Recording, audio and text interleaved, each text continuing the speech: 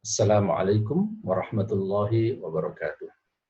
Alhamdulillah, wassalatu wassalamu ala rasulillahi wa ba'du. Selamat bertemu kembali dengan saya Muhammad Sofwan Jauhari dalam video edukasi seputar fikih bisnis, ekonomi, dan keuangan. Untuk kesempatan kali ini, materi yang ingin saya sampaikan pada kesempatan kali ini adalah seputar hal-hal yang harus dihindari dalam berbisnis. Ini terkait dengan kaidah yang sering saya sampaikan dan sering disampaikan oleh para ahli fikih bisnis bahwa al-aslu fil muamalat al-ibahah. Pada dasarnya berbisnis itu boleh. Kita boleh melakukan rekayasa bisnis, inovasi-inovasi dan kreativitas bisnis yang apa aja boleh. Yang penting, itu hindari hal-hal yang diharamkan. Hal-hal yang diharamkan itu saya sampaikan ada dua. Ada yang bersifat umum, ada yang bersifat khusus. Yang bersifat khusus itu yang ini, maisir, gharar, dan riba. Yang bersifat umum itu contohnya ya syirik, dulem atau dolim, ya. Kemudian maksiat, itu hal-hal yang dilarang dalam Islam secara umum. Nah, artinya dalam bidang muamalat atau di bidang apa aja, kalau ada unsur syiriknya haram. Nah, kalau khusus terkait dengan masalah fikih muamalat, bisnis ya, kita boleh melakukan rekayasa, yang penting hindari tiga hal, yaitu maisir, gharar, dan riba. Ini kadang-kadang para pembelajar menyingkatnya dengan kata maghrib. Nah, maghrib itu artinya maisir, gharar, dan riba. Ya. Saya tekankan kembali yang sering saya sampaikan, al-aslu fil muamalat al-ibahah. Hukum dasar transaksi dalam muamalat adalah mubah, halal, kecuali ada dalil yang menunjukkan keharamannya. Ya. Nah, maka para ustadz, para kiai, para konsultan bisnis, orang-orang yang belajar tentang fikih bisnis, nanti kalau ketemu bisnis-bisnis yang baru, rekayasa dari para pengusaha, para pebisnis, kalau ditanya ini halal atau haram, nih ada 3 step ya. Untuk menjawab halal atau haram itu ada satu, dianalisis dulu. Ada nggak unsur terlarangnya? Unsur terlarangnya yang tadi saya katakan, yang umum maupun yang khusus. Kalau ada yang terlarang, tunjukkan unsur apa yang terdapat di dalamnya. Mungkin ada unsur maksiatnya, berarti harus hilangin maksiatnya. Mungkin ada unsur kedolimannya, hilangin kedolimannya. Mungkin ada unsur maisirnya, hilangin maisirnya. Mungkin ada unsur gorornya, hilangin gorornya. Mungkin ada unsur ribanya, maka hilangin riba. Inilah tugas kita, ya. Terhadap bisnis-bisnis yang baru, para pembelajar, para konsultan, para ustadz, mahasiswa, nah tugasnya tadi menganalisis ada unsur haramnya atau tidak. Kalau ada, sebutin haramnya itu apa. Yang ketiga, setelah itu adalah bersihkan, artinya hilangkan hal-hal yang diharamkan itu supaya bisnisnya tetap mubah, tetap halal, bisa dijalankan. Nah, tetapi cara menghilangkannya nggak asal menghilangkan. Bagaimana kita hilangkan, tapi bisnisnya tetap jalan. Nah, di situ yang susah. Kalau cuma menghilangkan, kadang-kadang sih ya gampang. Tapi kalau dihilangkan, bisnisnya nanti nggak jalan. Ya nggak ada gunanya kalau bisnisnya nggak jalan, kan? Nah, disitulah perlunya seorang konsultan bisnis syariah. Ya. Baik, sekarang kita pada kesempatan kali ini mau membahas satu dari 3 tadi, yaitu maisir, gharar, dan riba. Kan ada 3. Nah, hari ini kita mau bahas yang satu dulu, ya, maisir.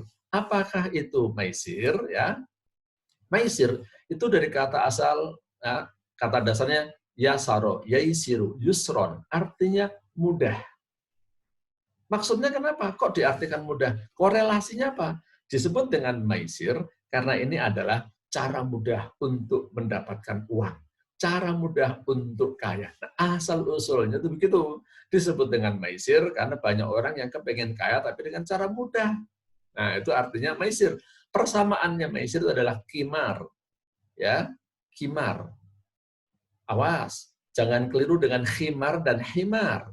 Kalau khimar, kerudung. Kalau himar, keledai. Kalau kimar, itu judi. Nah, kalau maisir, kimar, ataupun judi itu didefinisikan apa? Ada banyak definisi ini. Saya kutipkan dari tesisnya mahasiswa dari Universitas Indonesia. Dia mendefinisikan maisir seperti ini. Maisir adalah perjudian, yakni segala bentuk transaksi yang mengandung unsur untung-untungan, taruhan, yang ketika akad itu terjadi, hasil yang akan diperolehnya belum jelas. Dalam transaksi tersebut akan ada sebagian pihak yang diuntungkan dan sebagian pihak yang dirugikan. Ini saya kira termasuk definisi yang cukup bagus nih, yang disampaikan oleh Andri Lukman Yudhistira ini. So, kalau kita melihat definisi-definisi yang dari para ulama, dari kitab-kitab kuning seperti ini, kayaknya rada jelimet ya. Jadi buat pembelajar yang pemula, saya kira paling mudah lihat definisinya Andri Lukman Yudhistira aja. Nah, dari definisi itu, maka sesuatu itu dikatakan judi kalau mengandung unsur tiga nih. Ya. Jadi hasil atau nilai yang didapat dari perbuatan itu tidak menentu. Jadi kalau misalnya saya bayar 5.000, dapat apa nih? Nggak jelas. Beda kalau dalam kasus yang bukan judi, jual beli kopi misalnya. Saya kasih 5.000, dapat apa? Dapat kopi. Kalau saya kasih 100.000, dapat apa? Dapat pizza misalnya. Kalau saya kasih 1 juta, dapat apa? Dapat handphone. Nah, itu jelas kan? Tapi dalam perjudian saya kasih 5.000 nih, terus saya kasih 100.000 nih, dapat apa nih? Oh, tergantung. Tergantung nanti misalnya saya nembak. Tembakannya nanti jatuh ke angka berapa? Kalau angka 1 dapatnya pizza. Kalau angka 2 dapatnya cuma kerupuk misalnya. Nah, hasilnya tidak menentu. Ya. Yang kedua, yang namanya judi itu memiliki resiko kerugian yang cukup dominan bagi sebagian atau seluruh pihak yang melakukan transaksi. Jadi kemungkinannya itu rugi.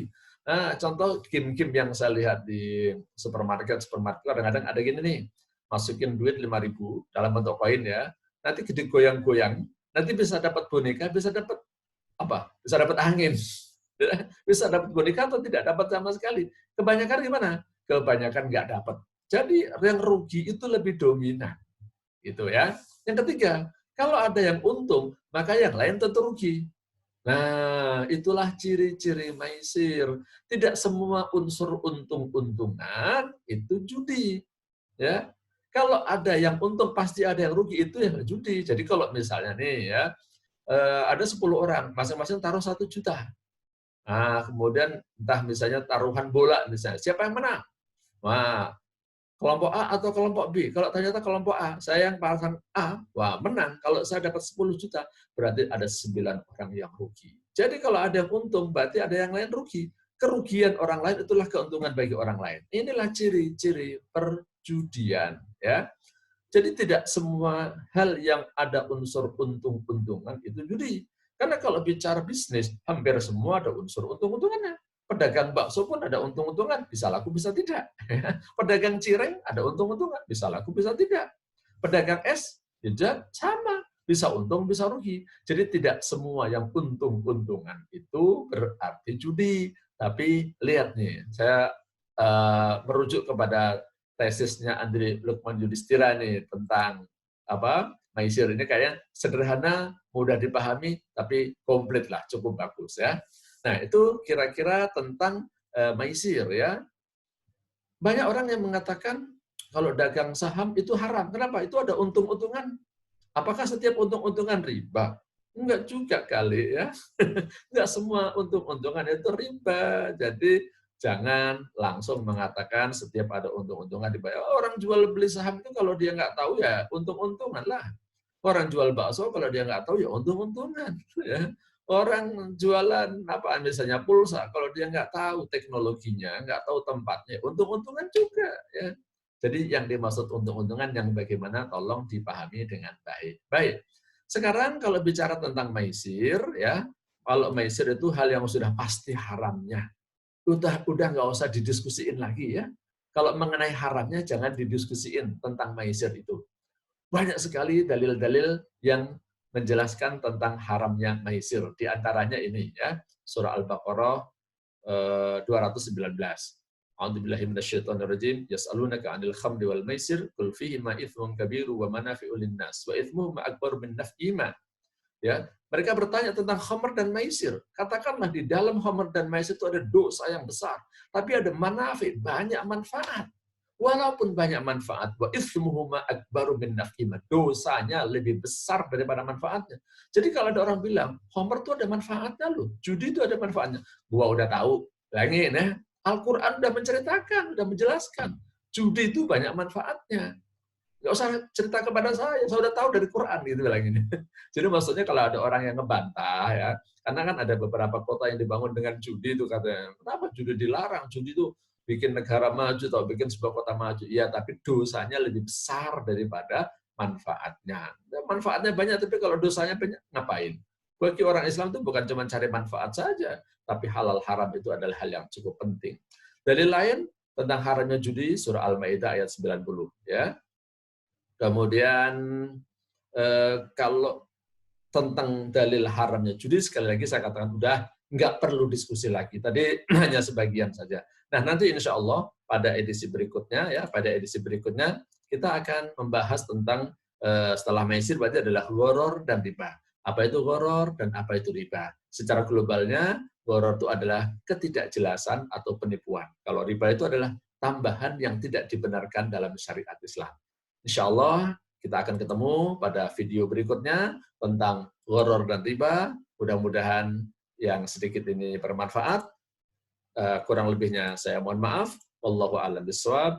Wassalamualaikum warahmatullahi wabarakatuh.